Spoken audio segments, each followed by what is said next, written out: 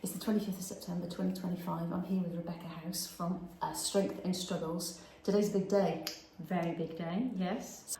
We just had a chat. I really want you guys to watch this. I know one of the problems we've got, Rebecca, right, is people will go, boring, and just skip away. Your story is not a story that we should skip away from, and I want people to really hear what you've been through and how you have turned a horrifically traumatic, painful, difficult experience into something beautiful which is now helping others, and it is truly inspirational. And to see what you have achieved coming here today with the start of this theatre tour, it's I think for anyone who's going through a difficult time, they'll really get something out of listening to your story.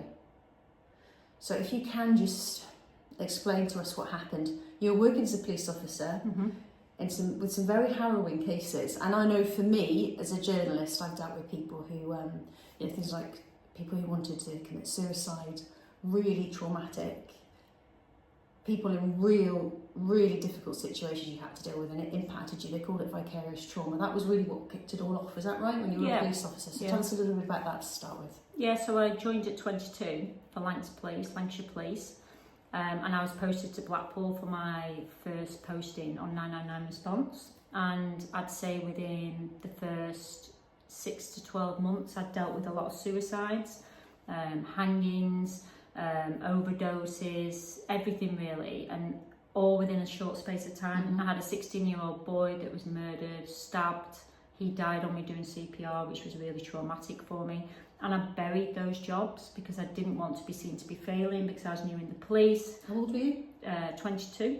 You were young. Yeah, I was young, and I'd come straight from university, not much life experience. So to see these, it was like rabbit in the headlights. It was hard. I buried them, went for a little bit of counselling, but not enough. And then a couple of personal circumstances happened in my life. Death of my nana. I was really close to her. I dealt with a lot of death in the police by this point, but it was my own personal significant death that I'd had to deal with, and then my relationship broke down, and then that kind of coupled with all the traumatic incidents in the police, my mental health started to deteriorate. I understand that. And then I was put on antidepressants, and it was the antidepressants that kind of was the final straw for me, really. You can get very strange reactions to antidepressants, can't they? What were they? Yeah, so I was put on them, and they heightened my anxiety. Right.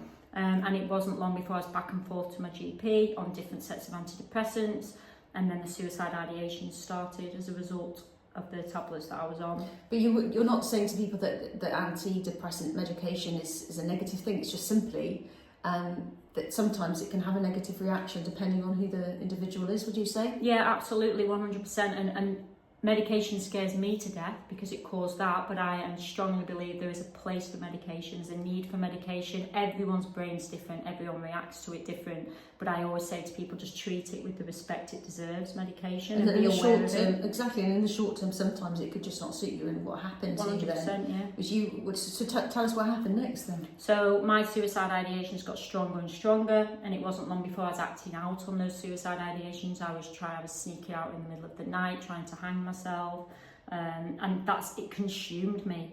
That's all I could think about, was ending my own life, and that's the only time. I described it recently on a podcast. It was the only time I found peace, was planning my death. I didn't want to die in the slightest. It frightened me to death, the thought of dying, but I couldn't wake up every day not recognising who I was anymore. I'd lost my identity. I felt guilty. I felt ashamed that I didn't want to do anything anymore, and I just thought there's no way out. There's no other way than ending my life, and it frightened me to death, and thankfully I didn't go through with it in the end, but I was so close on so many occasions.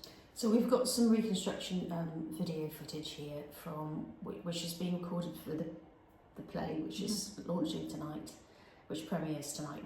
It shows police turning up at your home to section you under the Mental Health Act. Tell us how that came about then. Yeah, so you can't be sectioned on a Section 2 in your own home. It has to be in a public place. So because the police were called to my address, and because it was so chaotic and it all happened very quickly, I was arrested for a breach of the peace, and that was a power that they could remove me from my house to the police station.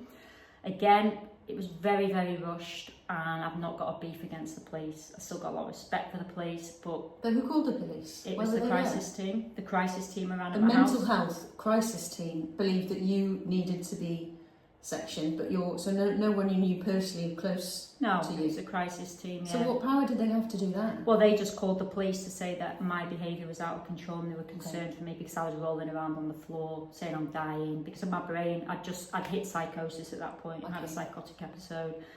I was cuffed, taken out of my house, taken to a cell where I waited for a mental health bed. And then, so this play, the premieres tonight. What part of the whole of that story and that journey is covered in the play?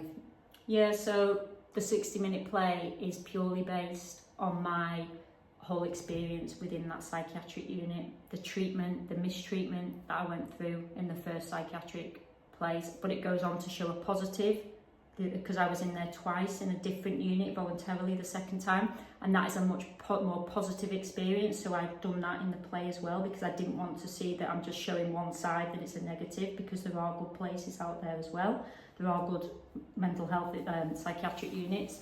So the play just does concentrate on raising awareness about mistreatment in psychiatric units, that it's not okay to treat people like that when they're at the most vulnerable and they're poorly. People need that bit of compassion. People need activities to do in these places, not be drugged up day after day after day. When they're in there, they need help to get better, and they need to be treated like a human being, and that's what I want this play to be about.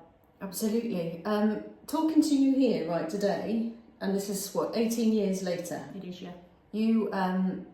You just seem so... You ended up working in the police after all of this. Yeah, you got better. You got completely better. How did you get better? How have you got to this stage here where you've put this play on and you've turned this into something very positive where you're helping others? How have you got to this place where you are now? Yeah, so I got better through a number of things: counselling, routine, which I always say is massive for people's mental health recovery. It's getting routine back in your life, having a purpose, getting up out of bed, getting your self-esteem and your confidence back. It's massive for mental health.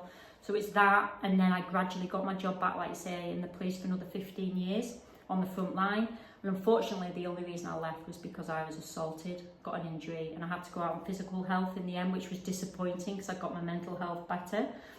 And then we've got to where we are today because I published my book, Police to Paranoia, and then a lovely lady, Marcella Hazel, who's playing me, B, in the play.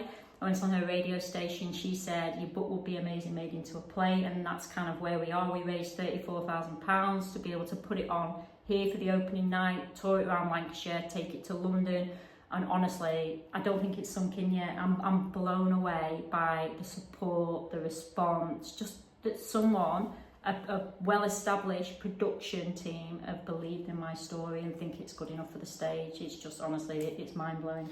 What I want to know is, a lot of people who'd been through that would not want to write a book about it or turn it into a play, and potentially it's going to be a TV drama as well. How come you've done it? And what do you want to get out of this? This is what I said to you. I'm going to ask you now on camera, how have you done all this and what do you hope to get out of it? Okay, so I've done it from a flip away comment from a counsellor, Zoe, who's a very good friend of mine now, that said to me at the end of my sessions, you've been through such a journey and got your life back, where most people, like you say, wouldn't have even got your job back, got your life back after the trauma you went through and your experiences. And she said, you should write a book. And it was a flip away comment like that, and that's kind of where it's all come from. And because of the response I had from my book, I'd left the police at this point. No, someone else. Someone said to me, you should write a book. You go, yeah, maybe. You wrote the book. I did write the book, yeah, and I'm dead proud of it. And even when you've made today happen. I have, yeah. Yeah. I have, yeah. Yeah. It's honestly, it's just spiraled, it's snowballed, and I've gone with it. And there's been times where I've thought, oh God, I'm exposing myself here. I feel vulnerable, and I still feel vulnerable. Tonight is going to be my journey, my story is going to be played out on the stage at my most vulnerable time in my life with all those people watching it. It's going to be a really hard hitting watch for me personally, but I get through it because I think there could be one person in that audience that thinks, oh my God, that I felt like that. Yeah. I've been in that situation. and give that person hope if they're going through it now or they know someone else. And that's what it's about. It's not being afraid to speak up. It's being afraid. It's speaking up and normalising it, like we spoke about earlier on, and helping those people. Just to talk about it. And if it can save one person, it's my job done. And I said that about my book.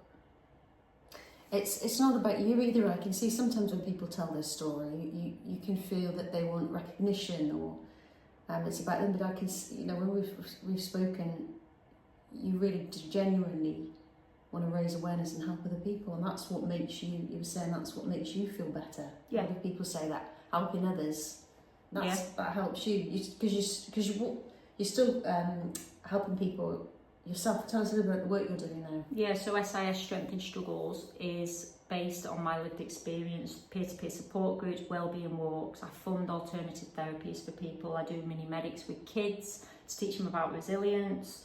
I do one-to-one sessions, everything just to help people, because I get it. People have come to my groups and said, it's so refreshing to sit in a peer-to-peer support group run by someone. So when that person's saying, I feel this, I feel suicidal, I want to kill myself, but I don't want to die. I get it. I get the torment. Can you imagine what it's like saying to someone, I want to kill myself? But they obviously feel open to say it to you because you felt that. Yeah, people trust me. People feel comfortable. How do you deal with that? How on earth? Because there's a vulnerability and strength with you. You're very, very, it's just very powerful, and it's rare, I think. Thanks. To have been through what you've been through, but to be able to still come out the other end and help people. So I just wonder what, obviously you being so open and honest about the fact that you felt that way, it must really help them to be open and honest. Yeah. And that must be a big part in recovery for mental health, is being honest, isn't it? 100%. Being able to talk to someone. Yeah, and it helps me, and it's helped me on my journey to come across other people. When I go to my peer-to-peer support groups and I run them, I still get things out of them, even though it's 18 years on, because I'm better, but I can still have a bad day like anyone else, and I'm open about that. I can still get panic attacks. I still suffer from anxiety. I'm completely honest about that, because I think if I can't be honest about it, how can other people trust me? And I get stuff I get, it helps me helping other people. So people can obviously get in touch with you to find out the services that you offer. Your organisation is called Strength in Struggles. Yeah.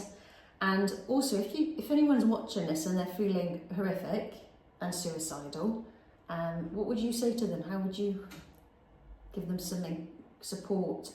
Yeah, I think... Because you felt that way. What would you say to them? Absolutely, and I think the thing I'd say is that just don't give up that hope, that there is hope. You're in that space at that moment in time, that darkest place in your life where you think you're never ever going to get out of it. But and I know it's not the case for everyone, but you can get out of it. You've just got to dig deep, you've got to keep going, and you've just got to take every day at a time, even every minute at a time, and just take your wins, go with your wins. Don't always think, oh, I've not had a good day today, I'm not going to get better. It's taking it slowly, taking it step by step, and just trusting that you will get better. Because 18 years ago, if you'd asked me 18 years ago that I'd be sat here today, that one, I'd recovered, because I didn't even think I'd be sat here today in the slightest. I didn't even think I'd be here today. But yeah, you can get better. There is hope. Fantastic. And there's still tickets available, aren't there? There is, yeah. If you want to come. Yeah. Can you remember all the dates and where? I can, yeah. So come and see it. So it's the opening night tonight at the Adelphi Theatre at Salford. And then we're going to Lancaster the Dukes tomorrow. So that's the 26th and 27th. And then we're at Blackburn Library Theatre the 1st and 2nd of October. And then we're at the Lowther Pavilion, Lytham St Anne's on the 5th, Sunday the 5th. Then we go to Camden at London on the 8th and 9th of October. And then we come back for the end of the tour to Lancashire at the Oak Theatre at Scarisbrick. So grab your tickets. It's going to be, honestly, and I'm not being biased, I've seen a couple of the run-throughs now, and the actors are amazing, and they've got my story to a T. Because you hear of these real life, based on a real life documentary or a real life drama of someone's story, but they have got it to a T and exactly the message I want to get out there. So come and watch it. It's powerful, yeah. Well, I'm I'm very grateful to you for talking to me. And, Thank you. And thank you for being such an inspirational Thanks, Anna. person. Yeah. Thank you. You take care.